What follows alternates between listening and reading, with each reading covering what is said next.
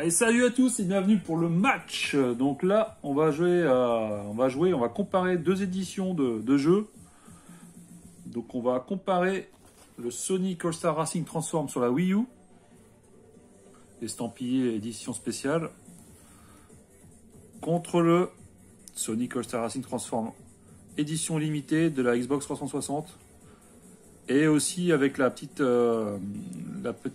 rétrocompatibilité sur la Xbox One.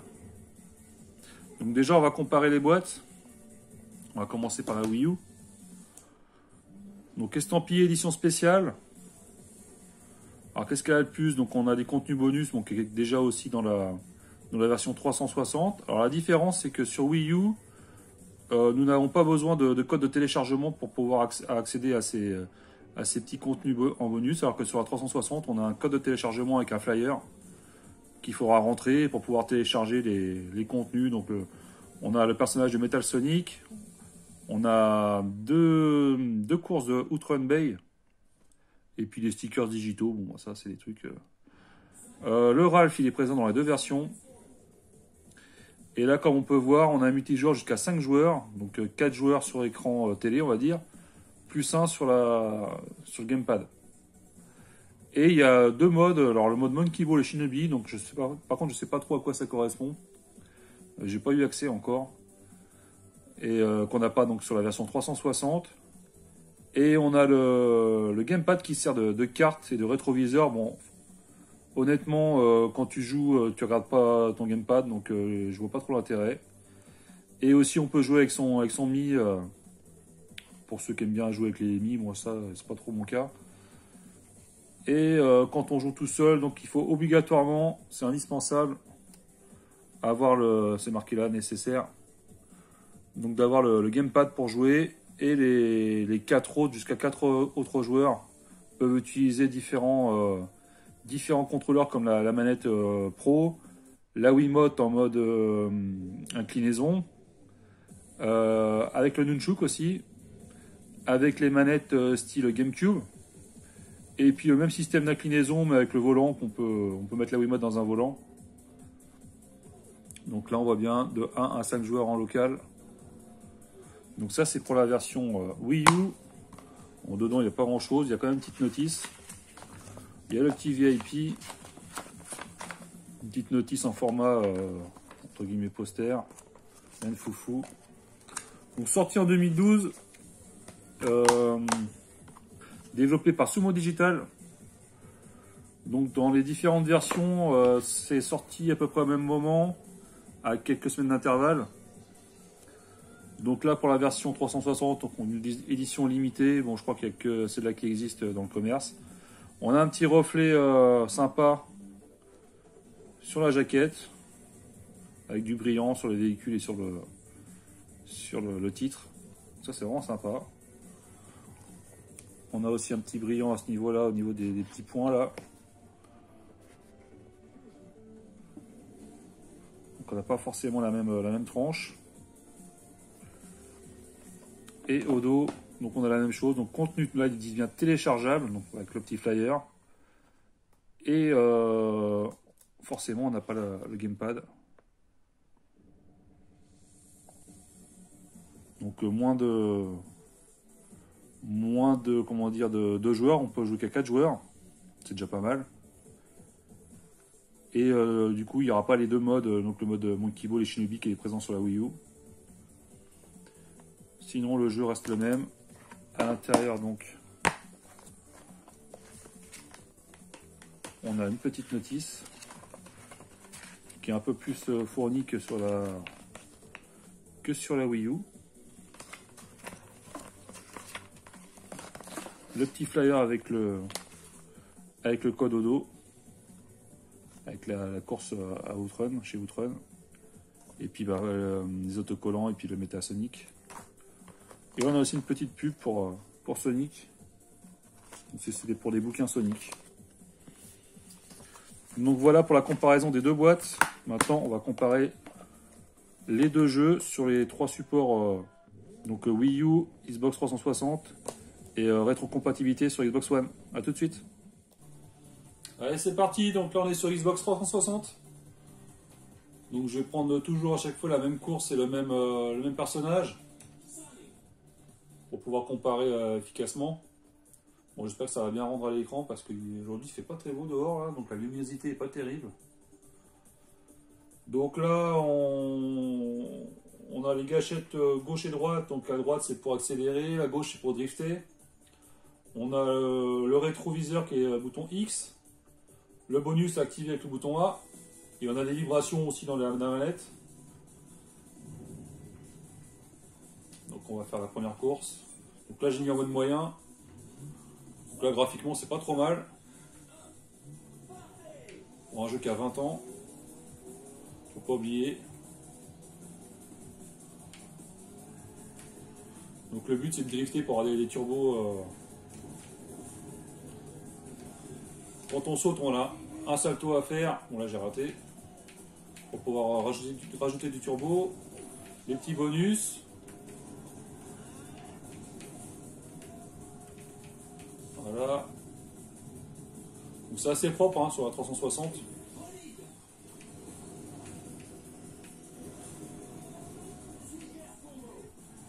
là je vais pouvoir faire des saltos là normalement. Donc avec le stick droit en haut, voilà, ou en bas.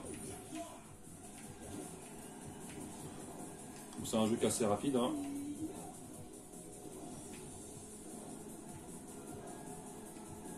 On a déjà parlé de ce jeu-là quand j'avais rentré il n'y a pas longtemps.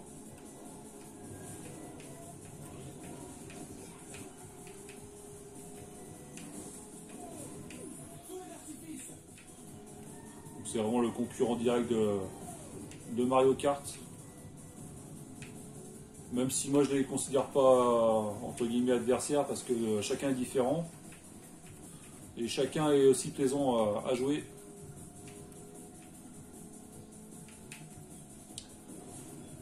Un peu plus de mode avec Sonic.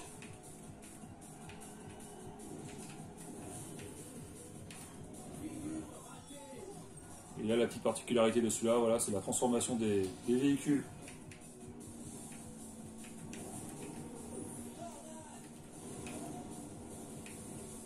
C'est chaud, wow, c'est passé. Donc là je suis deuxième, pas trop mal.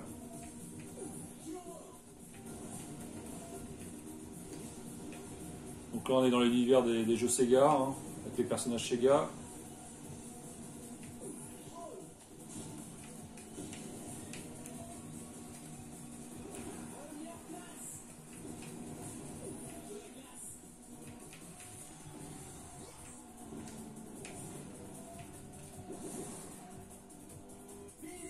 Voilà, terminé. On va passer sur la version Wii U. Donc là on est sur Wii U. Donc là on voit bien en bas qu'on peut jouer jusqu'à 5. Où c'est qu'il y a le petit bouton rejoindre qui clignote. Donc le premier joueur qui a le gamepad. Et les 4 autres qui peuvent. Donc il va jouer sur le gamepad. Et les 4 autres qui peuvent jouer sur écran splitté. Donc divisé en 4. Donc ça c'est quand même un atout. Bon, jouer à 5 c'est quand même assez rare. Mais c'est un petit atout que la version Wii U a. Sinon après au niveau des touches là, alors tout est complètement inversé sauf l'accélérateur à la vitesse et puis le drift c'est pareil, c'est les gâchettes L et R. Mais pour activer le bonus, donc c'est plus le bouton du bas, c'est le bouton du haut, c'est le X. Le rétro c'est pareil, c'est inversé, c'est le Y. Et j'avais testé aussi la sortie son du gamepad, alors des fois il y a des bugs.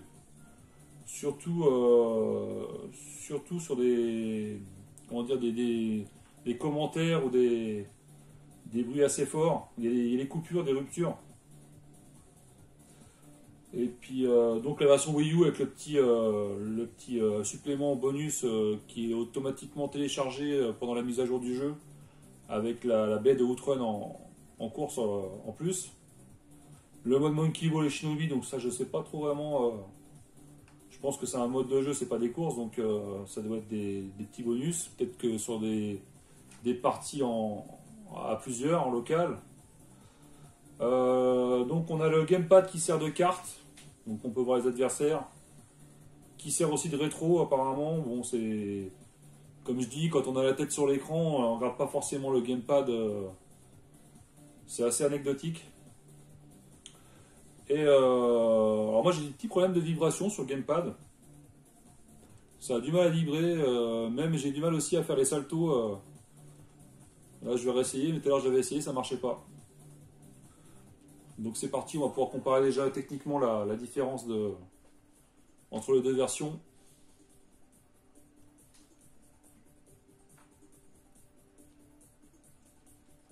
Donc là on voit déjà que le card, le graphisme est un peu plus tranché.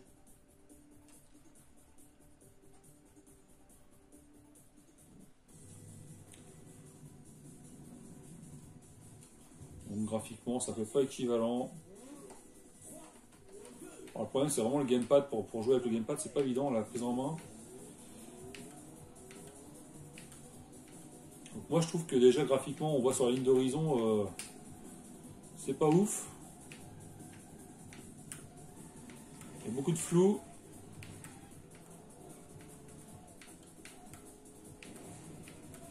Moi je trouve moins beau que sur la 360. Après ils sont sortis il y a quelques semaines, je crois que c'est 2 semaines d'intervalle sur les sorties, 2 semaines après la version 360. Donc là j'ai une petite vibration dans le gamepad, mais alors c'est vraiment pas grand chose. Je vais essayer le salto pour voir là. Avec le stick droit. Ah bah là ça fonctionne, tout à l'heure ça fonctionnait pas. Bon.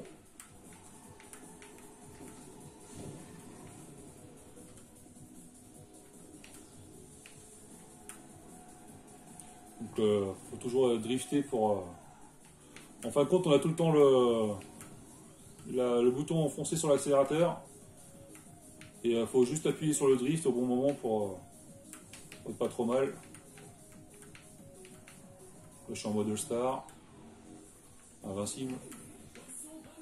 Là c'est des petits pièges. Tac, bah, je vais m'en prendre un.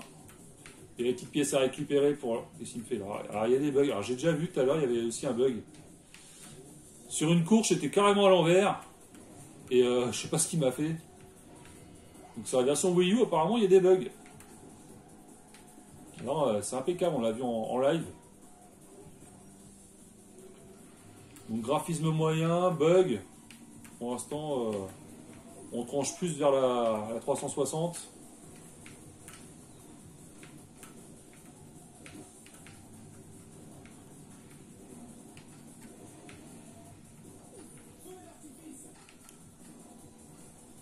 Là j'entends mon vibroir qui est dans le gamepad qui s'affole, mais fin de compte je ressens rien du tout. Je pense qu'il commence à être secoué.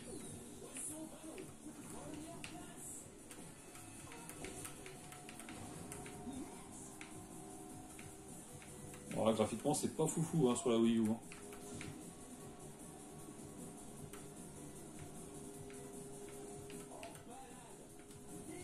Terminé. Maintenant, on va passer sur la version 360, mais sur la Xbox One. A tout de suite. Allez, on est sur la Xbox One là. Donc, niveau manette, bien sûr, c'est la même chose. On a le même nombre de joueurs en local, 4 joueurs. Alors, on a eu une mise à jour de 5,4 gigaoctets quand même. Donc, je sais pas ce qu'ils foutent avec leur mise à jour. Je sais pas dans quoi ils la mettent parce que vous allez voir que graphiquement, c'est pas ouf. Puis à savoir déjà qu'un DVD style Xbox 360, alors on était sur du 4 Go 3 de mémoire en stockage, plus installation bien sûr. Et là sur une mise à jour de 5,4 Go, franchement je sais pas ce qu'ils font. Donc là on va tester tout de suite donc la même course avec le même personnage. Donc là on voit déjà que le Sonic il est un peu flou. Ça fait un peu comme la vidéo sur Speed Second Velocity. Il rajoute du flou, comment dire, en fin de compte ils ne lisent pas les graphiques, les anciens graphiques. Ils rajoutent un flou pour montrer que là on voit clairement que là, alors j'espère que ça va bien se montrer en vidéo, mais là clairement moi c'est flou. J'ai l'impression que la vidéo a sublime un peu le... On est quand même moins beau que sur 360, alors faut le faire quand même. Là, il y a du flou quand on dépasse les autres véhicules. Alors, sur Wii U, là, le flou était présent vraiment sur la ligne d'horizon. Là, on est vraiment à demi-chemin avec la ligne d'horizon. On a un flou qui n'est pas très agréable. Donc ça fait le taf au niveau rétrocompatibilité, il y a pas, voilà, c'est assez fun. Et sérieux, au niveau graphique, je sais pas, Microsoft, ils sont sympas avec leur rétrocompatibilité, mais c'est vraiment le minimum syndical, quoi. Après, niveau vitesse, j'ai l'impression que c'est pareil. Mais graphiquement, c'est pas très beau. Là, je vais me faire shooter par Knuckles. Je vais lui rendre appareil. Et voilà, et j'ai plus que sa pièce. Et hop, il se prend un feu d'artifice dans le fion.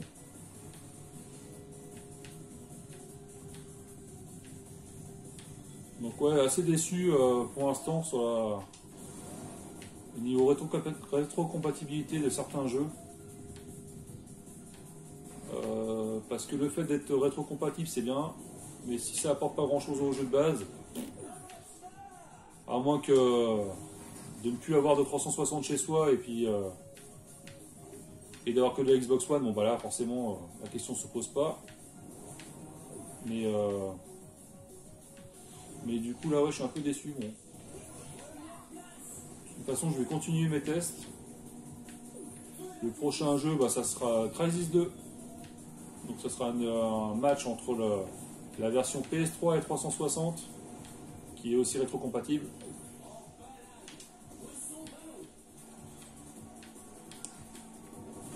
Encore un bon petit jeu hein, si vous à posséder, hein, franchement si vous n'avez pas.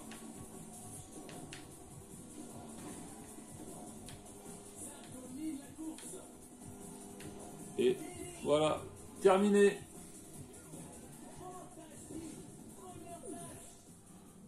Donc le verdict pour le test du jeu. Donc la troisième place elle ira sur la Xbox One. Donc déçu au niveau graphisme, avec un flou à mi-chemin avec l'horizon, entre la voiture et l'horizon. Franchement c'est pas terrible. Hein. Ça mérite mieux, surtout avec des mises à jour comme ça, je comprends pas. Alors deuxième place, il y aura la version Wii U. Donc pareil, niveau graphique qui était pas au top. Bon après la Wii U c'est pas un foudre de guerre. Par contre, il y a quand même le contenu qui est automatiquement téléchargé avec la course de Outrun. Donc si vous achetez la version 360 d'occasion, peut-être que le code sera plus valable. Donc c'est quand même pas mal d'avoir le petit Outrun, c'est toujours sympa. Et puis le fait de jouer à 5 joueurs, si jamais vous avez une famille nombreuse ou beaucoup d'amis. Après celui qui est sur le gamepad, ouf. Voilà quoi, graphiquement sur le gamepad c'est pas ouf. Donc et sur la télé à 4, je sais pas si ça rendra bien. Et la première place sera pour la version 360. Donc malgré que son contenu additionnel est téléchargeable via code.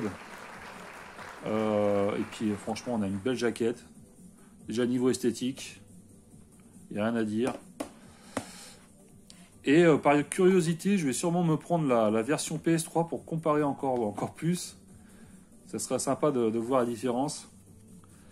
Comme on a un graphisme plus clair et plus taillé sur PS3. Donc ça serait marrant de comparer les deux versions. Je vais voir si ça vaut le coup. Si ça vaut le coup, je ferai une vidéo sur une autre course et puis avec un autre véhicule. Et en tout cas, voilà un bon petit test bien sympa qui prouve encore que la rétrocompatibilité, c'est pas forcément la meilleure solution.